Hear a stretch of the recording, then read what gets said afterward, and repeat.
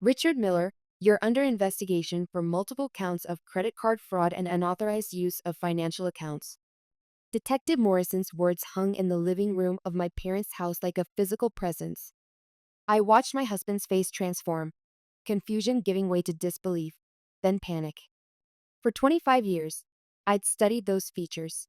The sharp jawline that softened when he smiled at potential clients, the confident set of his shoulders as he discussed property values, the slight crinkle at the corners of his eyes when he was particularly pleased with a sale. Now, these familiar features rearranged themselves into something foreign, something cornered. What?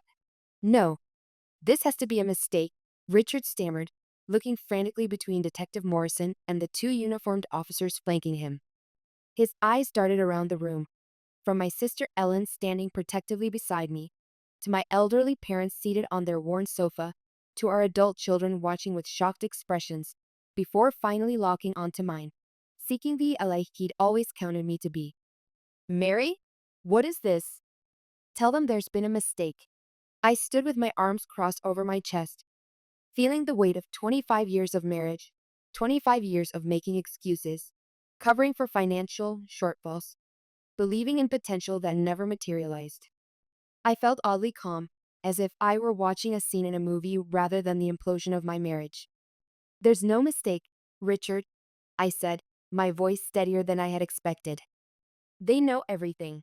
I know everything. Detective Morrison stepped forward, his manner professional but not unkind. At 50-something with salt and pepper hair and laugh lines around his eyes, he reminded me of my father in his younger days. Mr. Miller, we'd like you to come with us for questioning. You have the right to remain silent. As the officers read him his rights, Richard's shock morphed into indignation. You can't do this, Mary. This is a setup. 25 years of marriage. And this is how you repay me? You're my wife. You're supposed to stand by me. A strange sense of peace settled over me. Funny, I replied. I thought husbands weren't supposed to steal from their wives and take out loans in their names. Guess we're both learning something today. Richard's face contorted with anger as the officers guided him toward the door. You'll regret this. You're nothing without me. You think you can start over at your age? Good luck.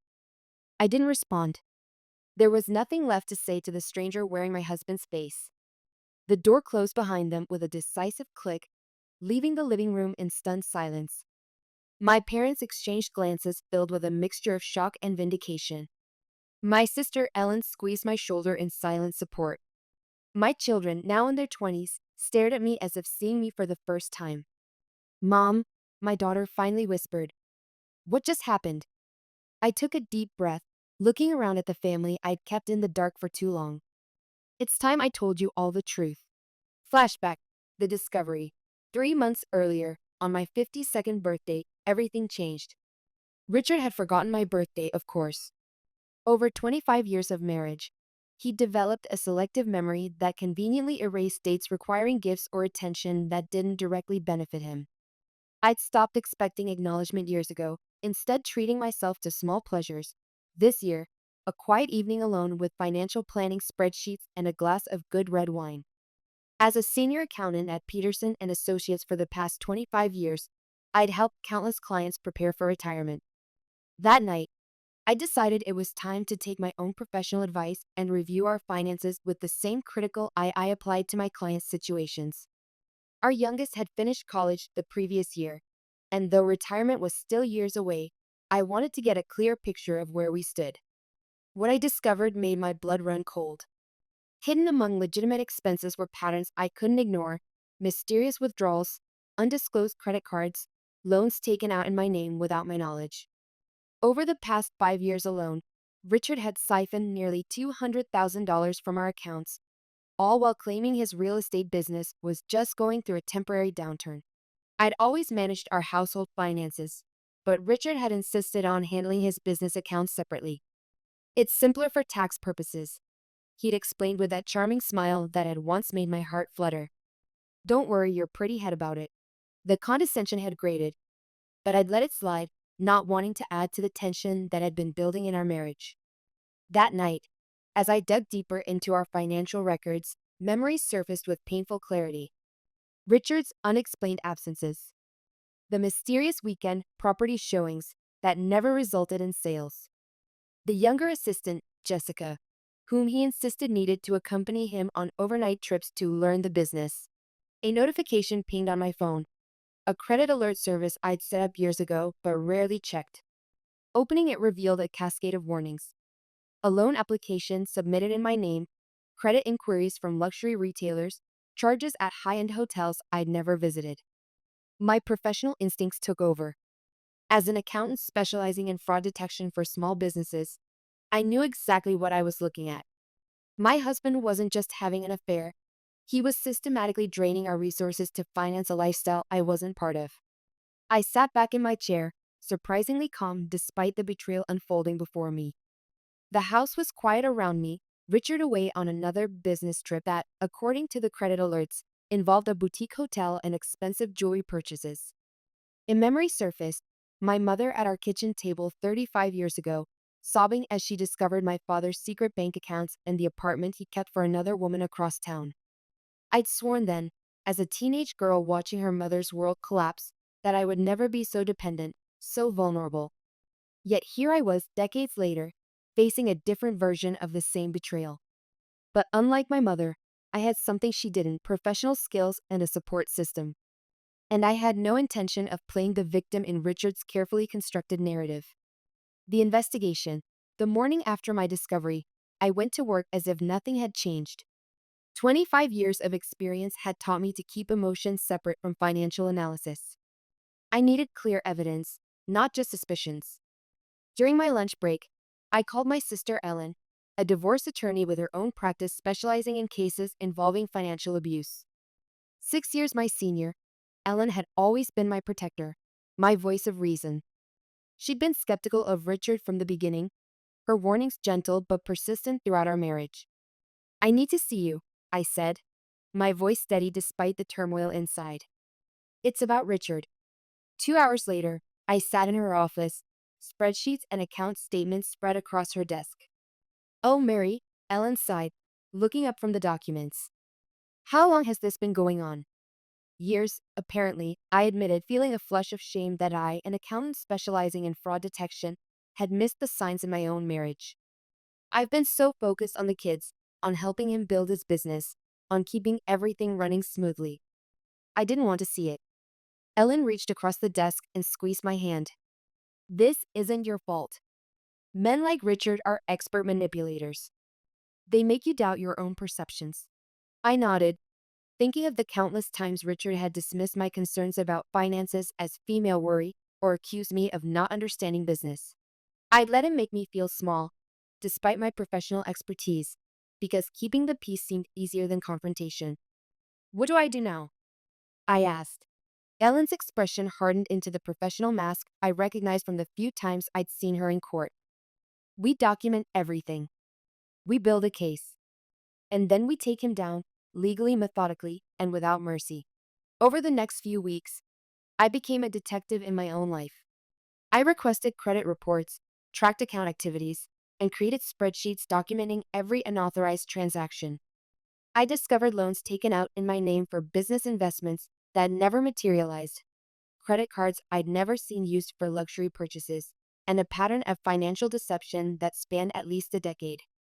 Through Ellen's connections, I met with Detective James Morrison from the Financial Crimes Unit. In his office lined with family photos and service commendations, I laid out the evidence I'd gathered. "This is impressively thorough," he said, flipping through my carefully organized binder. "Most victims don't have this level of documentation." "I'm an accountant," I explained. "Numbers tell stories if you know how to read them."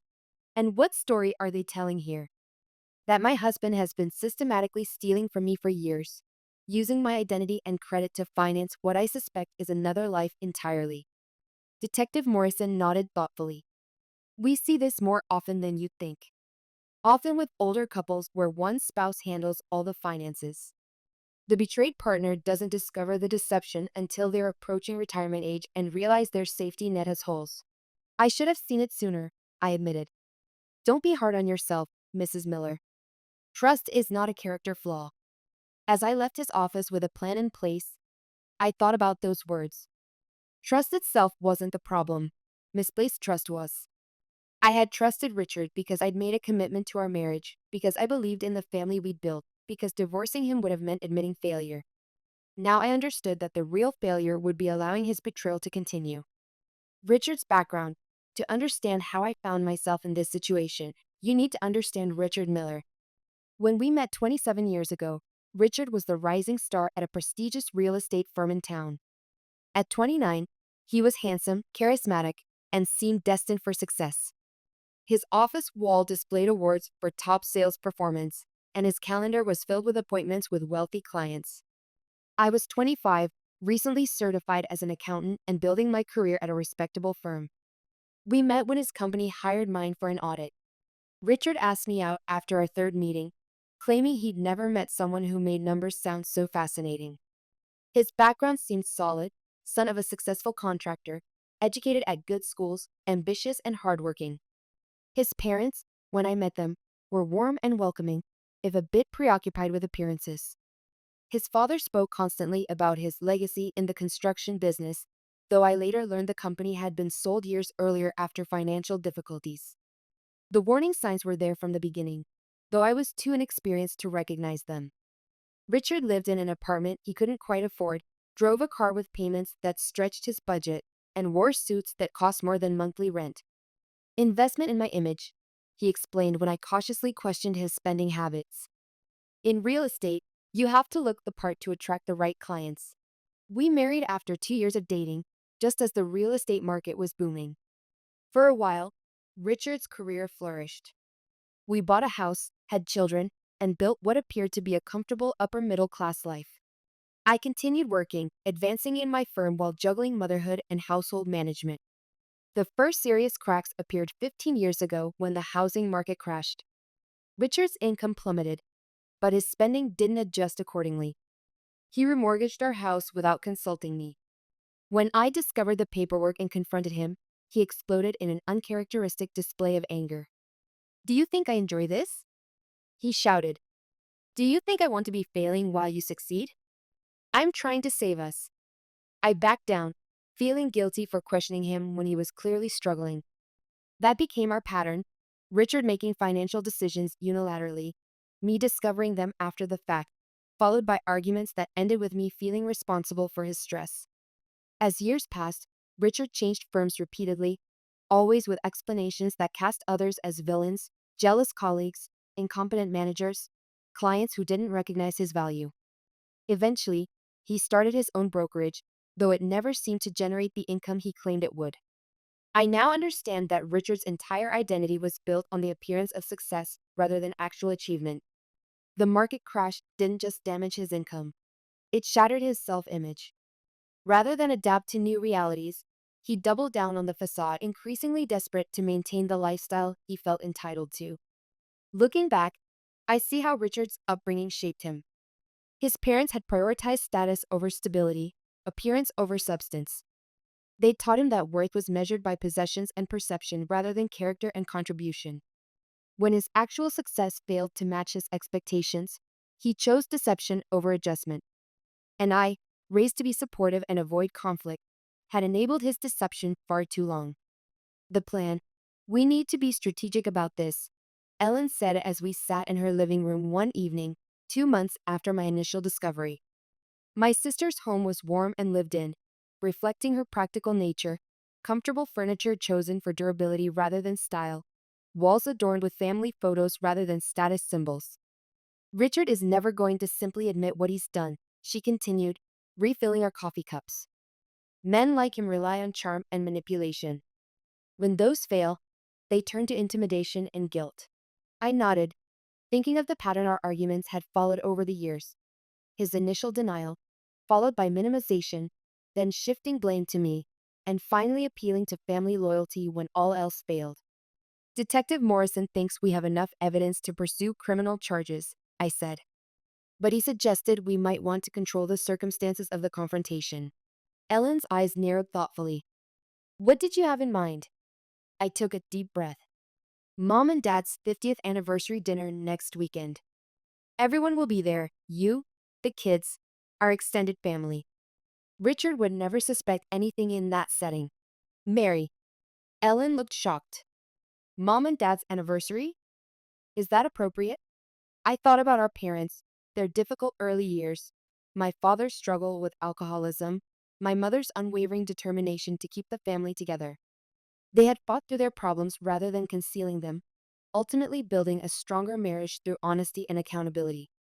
It's exactly appropriate, I said firmly. Mom and Dad built their 50 years on truth and transparency, everything my marriage has lacked. Besides, I'm tired of protecting Richard's reputation at the expense of my own well-being. I'm tired of smiling through family gatherings while carrying this secret. Ellen studied me for a long moment, then nodded. You've changed, she observed. 2 months ago, you would have been looking for ways to handle this quietly, to avoid embarrassing him. 2 months ago, I was still the woman Richard shaped me to be, accommodating, non-confrontational, prioritizing his feelings above my own. I'm not that woman anymore. The plan took shape over the following days. Ellen coordinated with Detective Morrison, who agreed to arrive at my parents' house toward the end of the anniversary dinner. I prepared a concise summary of Richard's financial deceptions to share with the family before the police arrived. My daughter Carol, who had recently gone through her own divorce, became my confidant. At first shocked by my revelations about her father, she quickly became my strongest supporter. I always sensed something was off with Dad, she admitted during one of our late-night conversations. The way he'd dodge questions about money, how he'd get defensive when asked about his business. I just never had the context to understand it. I should have protected you kids better, I said, feeling the weight of my complicity in Richard's deceptions. Carol shook her head firmly. Mom, you did protect us. You kept the family stable while Dad was building castles in the air. You made sure we had college funds and healthcare and emotional security. Don't diminish that. Her words helped ease the guilt that had been my constant companion since discovering Richard's betrayal. The day before our parents' anniversary celebration, Richard returned from another business trip, 3 days at a luxury resort with charges for spa treatments and room service for two. He brought me a small souvenir, a refrigerator magnet from the resort town, presented with the casual negligence of someone fulfilling a minimal obligation. You should come next time, he said, kissing my cheek. The property showings are boring, but the town is beautiful. I smiled, accepting the trinket and his kiss with a performance worthy of an actress. Maybe I will, I replied, knowing there would be no next time. That night, as Richard slept beside me, blissfully unaware of what awaited him, I stared at the ceiling and thought about the 25 years we'd shared. There had been good times among the deceptions, the birth of our children, holidays and milestones, moments of genuine connection. But a marriage built on lies is like a house with a compromised foundation. No matter how beautiful the structure appears, it's only a matter of time before it collapses. Tomorrow, I would stop trying to shore up the crumbling walls. Tomorrow, I would walk away from the ruins and begin building something new, something authentic, even if it was smaller and less impressive to outside observers. Tomorrow, I would reclaim my life. The confrontation, my parents' 50th anniversary dinner, was a modest affair held in their home, a stark contrast to the lavish celebration Richard had insisted we have for our 25th anniversary the previous year, which had required months of paying off credit card debt. Mom had prepared her signature pot roast, the same meal she'd made for their first anniversary back in 1967. Dad had splurged on a good bottle of wine. My children helped set the table with the good china that only came out for special occasions. The house smelled of comfort and stability, of decades of consistent love. Richard arrived late, as usual, bearing an expensive bouquet and a bottle of champagne that I knew we couldn't afford. He was in full charm mode, complimenting Mom's cooking, engaging Dad in conversation about sports, asking the children about their jobs with what appeared to be genuine interest. I watched him perform, this man I shared a life with, wondering how I could have been blind to the hollowness beneath the charm for so long. After dinner, as Mom brought out the anniversary cake, Dad raised his glass. To 50 years with the most patient woman on earth, he said, his voice thick with emotion. Every day better than the last because we faced the tough times honestly and the good times gratefully. Mom wiped away a tear. When we took our vows, we promised for better or worse. We've had both, but facing the worst together made the better so much sweeter. I felt Richard shift uncomfortably beside me. Honesty and accountability had never been his strong suits. As the cake was served, I caught Ellen's eye and nodded slightly. It was time. Before we continue celebrating, I said, my voice steadier than I expected, there's something important I need to share with all of you. The room quieted. Richard glanced at me with mild curiosity, clearly not sensing the reckoning about to unfold. For the past 25 years, I've tried to be a good wife, mother, daughter, and sister.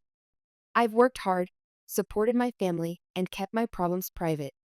But I've recently discovered that my marriage has been built on deception. Richard's expression shifted from curiosity to alarm. Mary, what are you talking about? This isn't the time or place. It's exactly the time and place, I continued, my voice gaining strength. In front of the people I love and trust most in the world. I outlined what I discovered: the unauthorized loans, the hidden credit cards, the systematic draining of our retirement savings. I explained how Richard had been using my identity and good credit to finance a lifestyle I wasn't part of, how he'd gaslighted me when I questioned discrepancies, how he'd leveraged my desire to keep our family intact to continue his deceptions. My parents exchanged knowing glances. They'd suspected something was wrong for years, but had respected my privacy. My children looked stunned, then increasingly angry as the magnitude of their father's betrayal became clear. Richard's face cycled through expressions: disbelief that I was publicly exposing him, anger at being cornered, and finally, when he realized denial wouldn't work, a calculated attempt at sympathy. I know it looks bad, he said, his voice taking on the contrite tone he used with disappointed clients. But everything I did was for us, for our future. The real estate market has been brutal, and I was just trying to keep us afloat until my investments paid off. What investments, Richard? I asked quietly. Show me one legitimate investment you've made in the past decade. He couldn't, of course. There were none. The doorbell rang, Detective Morrison and two uniformed officers, right on schedule. Ellen went to let them in, returning to the dining room with the officers following behind.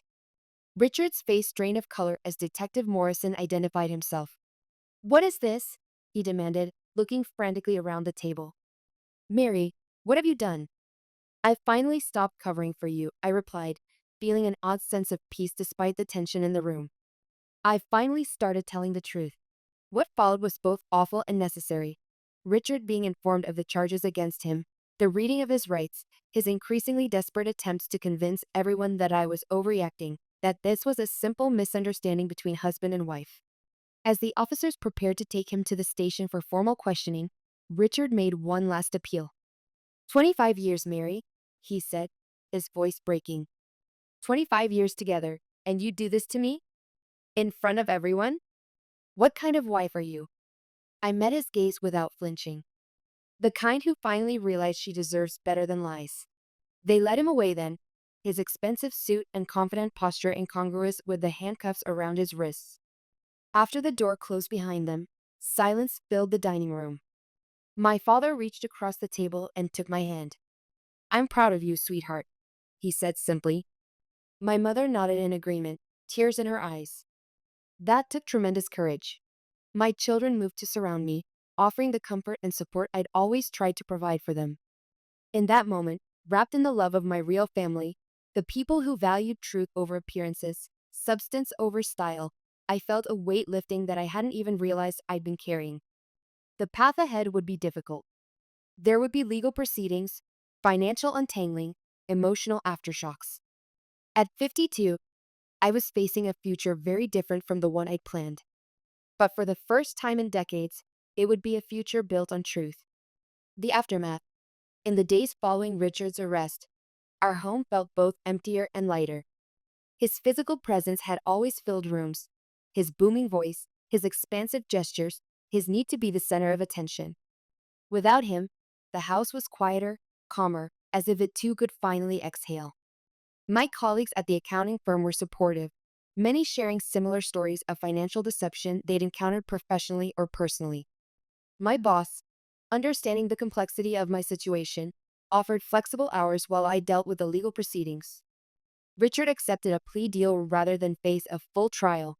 The evidence against him was too overwhelming for any effective defense. He would avoid jail time but would be required to pay full restitution, complete community service, and remain on probation for 5 years. His professional license was suspended, his credit destroyed, his reputation in the community irreparably damaged. One evening, a month after the arrest, my colleague and friend Carol invited me for coffee after work.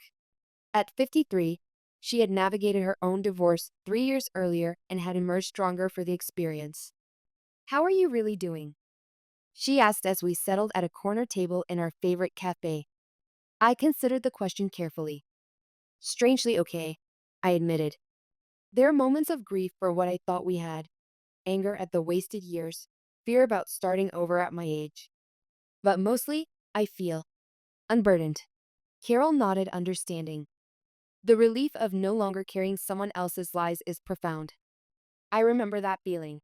I keep thinking about all the energy I spent making excuses for him, covering for him, trying to fix problems he created.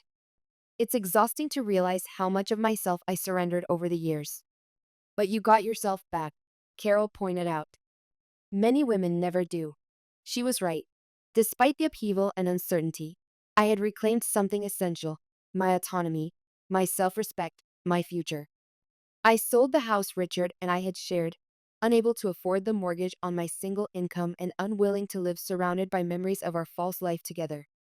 The smaller townhouse I purchased was modest but cozy, with a small garden that became my therapy project on weekends. The divorce proceeded with surprising smoothness, given the circumstances. Richard, humbled by his legal troubles and the loss of his carefully constructed image, didn't contest my terms. The division of assets was largely moot. Most of what we thought we owned was leveraged against debt he'd accumulated. I saw him only once during this period, at our lawyer's office to sign final papers. The confident man I'd married was diminished, his designer clothes replaced by off-the-rack alternatives, his charismatic energy dampened by consequence. "I never meant to hurt you, Mary," he said as we waited for the lawyers to prepare the documents. "Things just got away from me."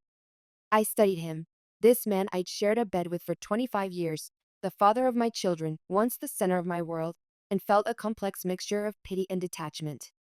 "The problem, Richard, is that you never really saw me.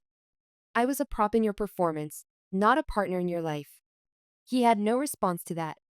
Perhaps, at last, he recognized the truth of it. 6 months after Richard's arrest, I enrolled in evening classes at the local college, a certification program in financial counseling for seniors. At 52, I was older than most of my classmates but brought a wealth of professional and personal experience that gave me a unique perspective. My goal was to help other women my age avoid the financial traps I'd fallen into, to teach them to recognize the warning signs of financial abuse that I'd missed in my own marriage. The work felt meaningful, a way to transform my pain into purpose. I also joined a support group for women dealing with divorce after long marriages. The stories I heard there confirmed what I'd come to understand, that Richard's behavior, while extreme in some ways, followed patterns common to many financially abusive partners. The gaslighting, the secret accounts, the manipulation, the blame shifting when confronted, these were tactics employed by countless others who prioritized control over connection. My children, initially shocked and angry about their father's deception, gradually adjusted to our new reality. They maintained limited contact with Richard, setting clear boundaries that he seemed, finally, to respect. They became more protective of me, more appreciative of the stability I'd provided throughout their lives. "You were always the real foundation of our family, Mom," my daughter told me one evening as we prepared dinner together in my new kitchen. "Dad was all flash and big talk, but you were the constant." Her words healed something in me that I hadn't realized was still broken, the part that had wondered if I'd failed my children by exposing their father's deceptions, by dismantling the family structure they'd grown up with. As autumn arrived, I sat on the small patio of my townhouse, watching leaves drift from the maple tree in my modest garden. At 52, my life had taken a turn I never anticipated. The comfortable retirement Richard and I had supposedly been building had proven illusory. The social status I'd thought important now seemed hollow. The marriage I'd invested 25 years in had been built on sand. Yet despite these losses, I felt curiously whole. I was rediscovering parts of myself that had been subsumed in the role of Richard's wife. My love of gardening, my enjoyment of quiet evenings with a good book, my ability to make decisions without second guessing myself. I thought about my mother's words at her 50th anniversary dinner before everything unraveled. Facing the worst together made the better so much sweeter.